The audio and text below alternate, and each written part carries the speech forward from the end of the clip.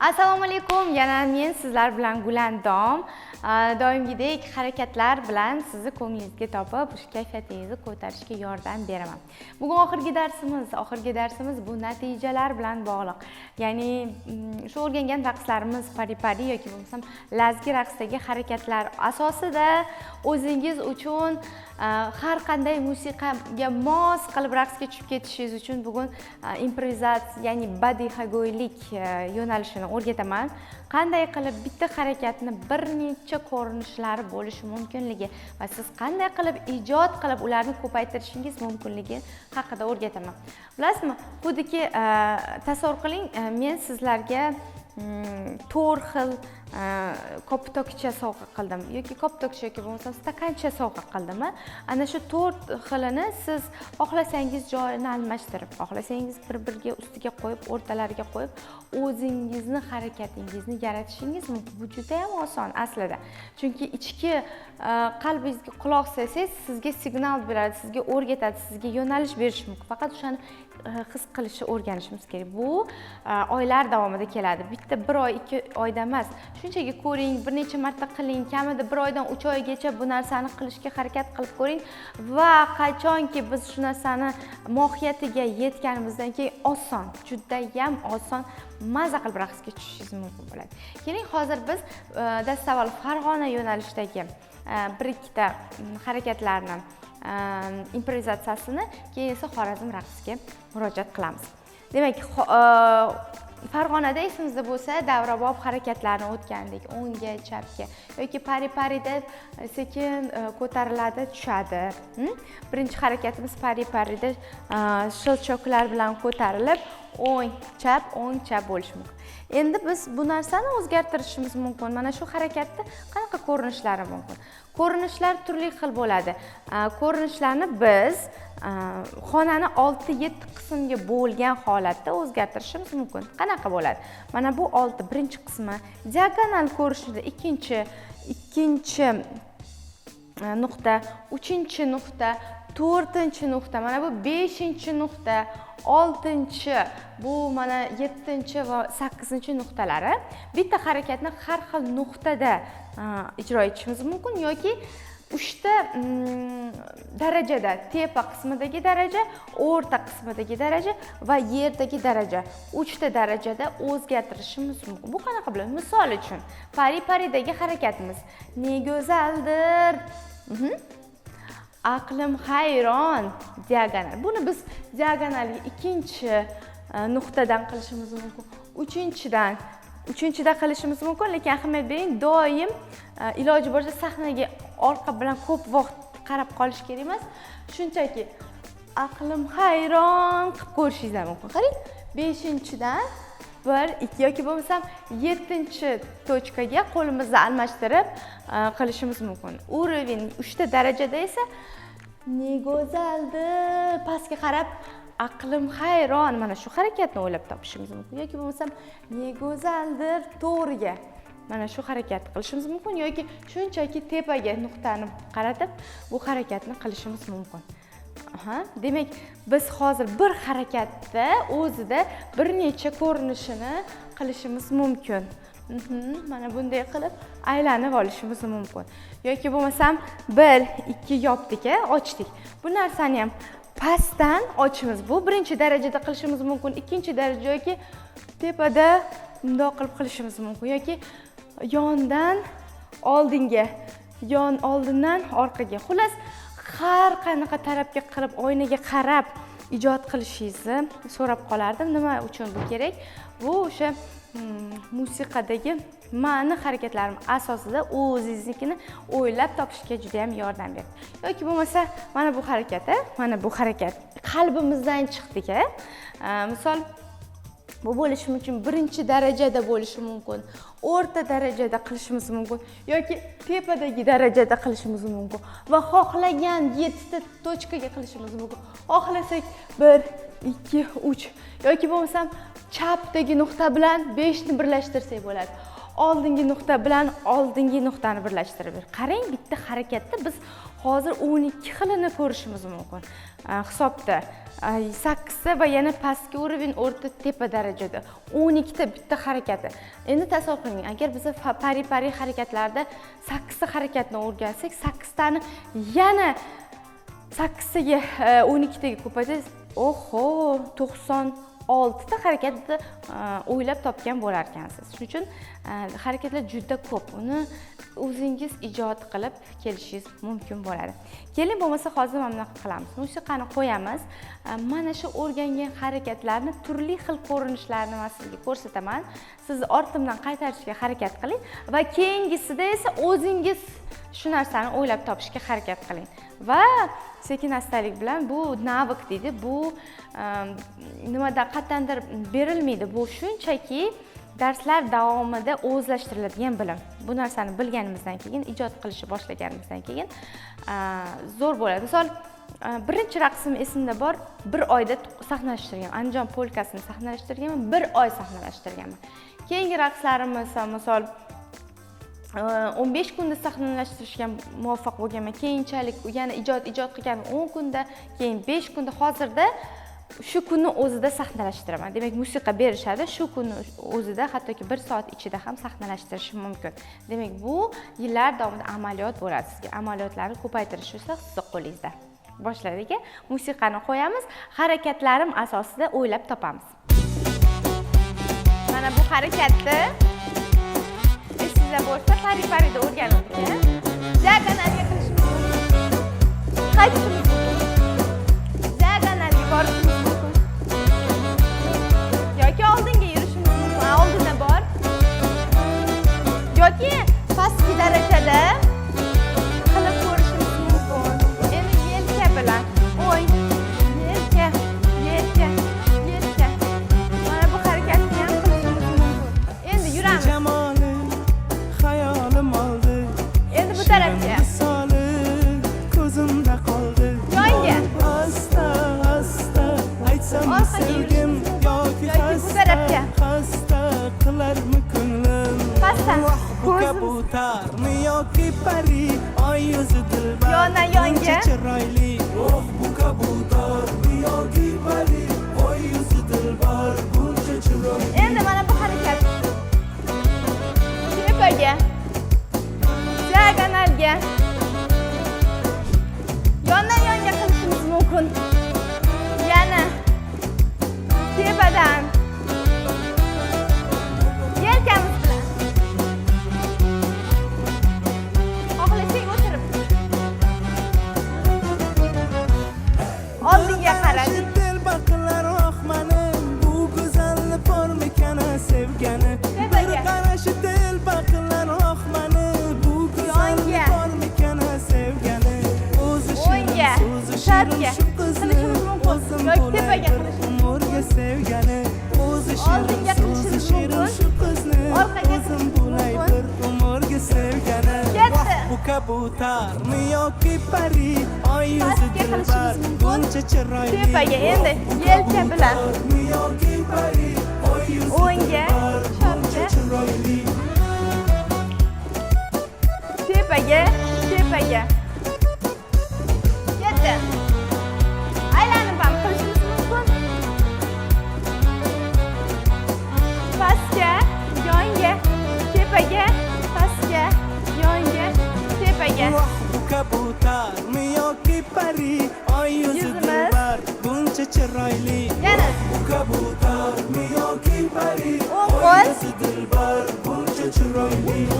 Bu Tepaga ko'tarildi. yoki pari, oy Ochilamiz. yuzi dilbar, buncha chiroyli. Chapga. yoki pari, oy yuzi dilbar, buncha chiroyli. Menimcha tushundingiz-a? Bu yerda shunchaki musiqani qo'yib, oynada bo'lsa juda ham zo'r, ideal ko'rinishda oynada, chunki oynada siz o'zingizni ko'rasiz, qaysi harakat sizga yarashyapti, qaysi yarashmayapti. Buni ichki holatingizdan kelib chiqishi mumkin. Shuni bilib qo'ying, har bitta raqs bu individual. Men o'zimni raqsimga ega bo'lishga haqliman va bu narsani qila olmayman. Bizda nima bo'ladi? Uyalchanglik, men raqsga tusha olmayman, ana unga qarab raqsga tushaman, ana unga o'xshab raqsga tusha olmayman degan fikr o'rganib qolgan. Unga qarab o'xshab raqsga tushish shart emas yoki menga. Men necha yillik tajribaga ega pedagogman. Men bu darajaga kelishim uchun qancha yillar davomida keldim va bu mening raqsim. Sizniki o'zgacha bo'lishi mumkin, chunki siz DNKingizda boshqa odam yo'q, siz yakkaxonsiz. Shuning uchun shu programma orqali agar raqsga tushadigan bo'lsangiz, sizda hech qanaqa uyalchanglik, hech qanaqa tortinish bo'lmaydi, chunki siz o'zingizga bo'lgan ishonchingiz orqali yana ham chiroyli, yana ham nima harakatlarni o'ylab topib, nima deb zavqlanib yashashingiz mumkin bo'ladi. Shunday ekan, ijod qilishda charchamang. Endi biz sekinlik bilan Xorazmcha raqsi improvizatsiyasiga ham bir to'xtalib o'tamiz. Improvizatsiyasida Xorazm raqsi biz o'rgangandik. Agar e'tibor bergan bo'lsanglar, oldingi darslarimizda bu 7-dars adashmasam, davrabob harakatlarni, to'ybob harakatlarni o'rgandik. Birinchi harakatimiz mana bu edi. Ikkisi nima edi? Qani eslaymiz? Qani eslab ko'ringchi. Bir bu edi. Mana shu harakatlarni ham har xil qilishimiz mumkin. Pastda, o'rta darajada, tepa darajada yoki diagonalda, xohlasak orqada, yonda, yondan yonga yoki aylanib ham qilsak bo'ladi. Mana shu harakatni bajardik. Ikkinchi harakatimiz lazgi, Xorazm lazgisi bu harakat edi. Xohlasak yonga, tepaga, pastga edi. Pastdan ham qilishimiz mumkin, nimaga ham yo'q. Ras, 2, 3, 4. Oldinga ham qilishimiz mumkin. Yondan 1, 2, 3, 4. Yonga ham qilishimiz mumkin. Tepaga ham qilishimiz mumkin. Nimaga ham yo'q. Ras, 3, 4. Ras, 2, 3, 4. Mana bu uchinchi harakatda esa pastdan tepaga qilishimiz mumkin, diagonalga qilishimiz mumkin, oldinga o'tirib qilishimiz mumkin, oldinga qilishimiz mumkin, tepaga qilishimiz. Qarang qancha ko'rinishlari bor. Bu uchinchi harakat edi.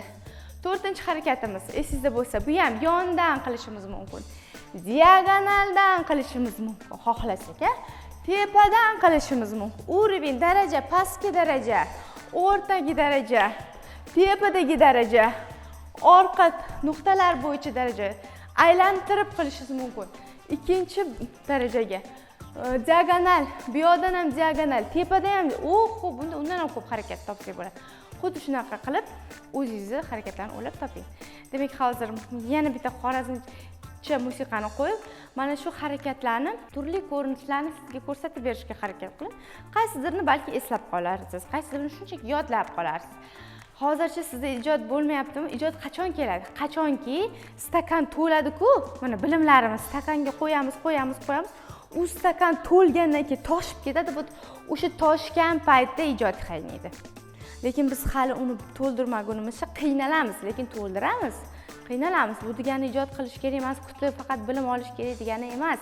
Mana hozirgi berayotgan narsam sizlar uchun bilim. Ya'ni o'sha o'rgangan harakatlarni ko'paytirish bilimini berdim. Siz ko'paytiring, uni bajaring va undan keyin o'zingizni yana bitta narsa borki, xoreografiyada nasmotrni qanchalik ko'p marta ko'rsangiz, shunchalik ko'p marta o'sha stil, o'sha yo'nalishni o'zlashtirasiz. Misol, Xorazmlik bo'lganim uchun, misol, kichkinaligimdan raqsga kimlarnidir o'rgatishmaydi xorazmcha o'ynash. Ular to'yda, to'shiq hashamda ko'rib, bu mana bunaqa bo'lar ekan deb o'rganib, unga hech kim o'rgatmagan, ko'rib nasmotrni ko'pay, ya'ni ko'ra bilishlik qobiliyat, ko'ra bilish qanchalik ko'p ko'rganidan uni o'rgangan. Xuddi shunaqa sizda ham bo'ladi. Bo'ladi qizlar, bo'ladi 100%. Faqatgina ozgina sabr va qunt kerak bo'ladi. Hammasi qolgan hamma narsaning ilojisi bor. Demak, musiqa bilan xorazmcha raqsda o'ynaymiz. Ketdik.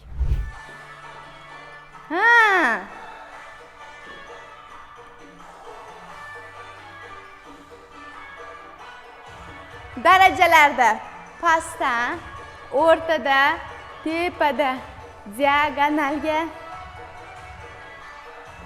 birinchi, ikkinchi, uchinchi,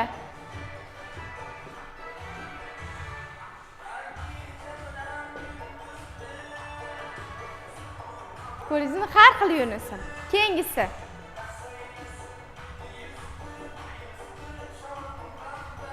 Tepaga.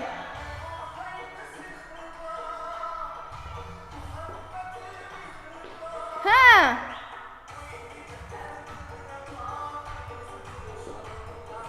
Oldinga ketdik, oldinga. Ha.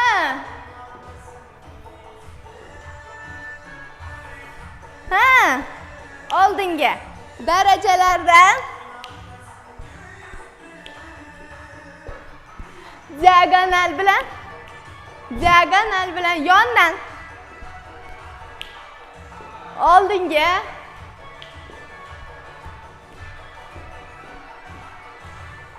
pastdan diagonalga diagonal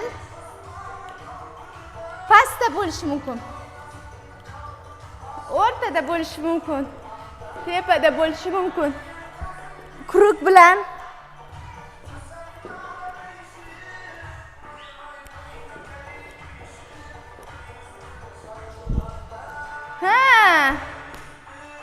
ketdi.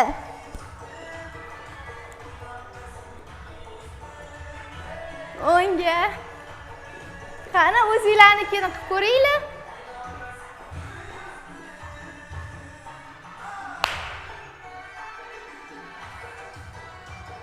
Shunchaki oyoqqa turib bajarish kerak bo'ladi. Qiyin. Bu mas'uliyat, bu intizom. Intizomni yo'lga qo'ygandan keyin natija albatta 100% bo'ladi. Demak, raqs san'atiga qo'ygan qadaminglar bilan tabriklayman. Endi shunchaki ijodni davom ettiramiz. Oldingi darslarni o'zlashtiramiz va o'zingizni qushda yengil his qilishingizga raqs yordam beradi. Darslarimiz ham tugadi. Sizlarga tilaklarim bor.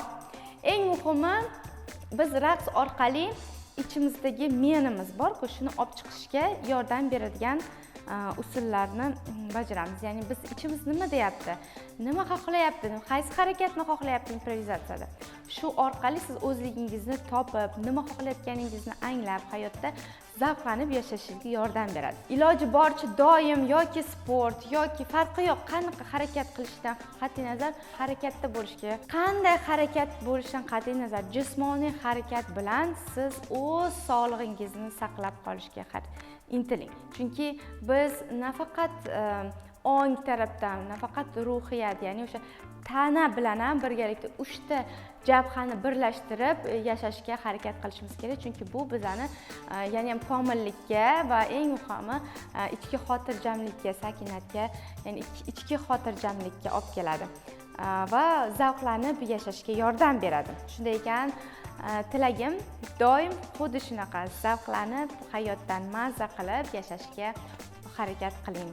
Sizlar bilan Gulandam Quranboyeva bo'ldim. Agar yoqqan bo'lsa, eng zo'r insightlardan kutib qolaman, chunki bu meni yana ham motivatsiya, yana ko'proq o'z ustimda ishlashga yoki bo'lmasa sizlarga yaxshi, zo'r darslarni tayyorlashga bir motivatsiya bo'ladi. Shunday ekan, yana ko'rishguncha, men sizlar bilan xayrlashmayman. Ko'rishguncha deb shunchaki xayrlashaman. Xayr, sog' bo'ling.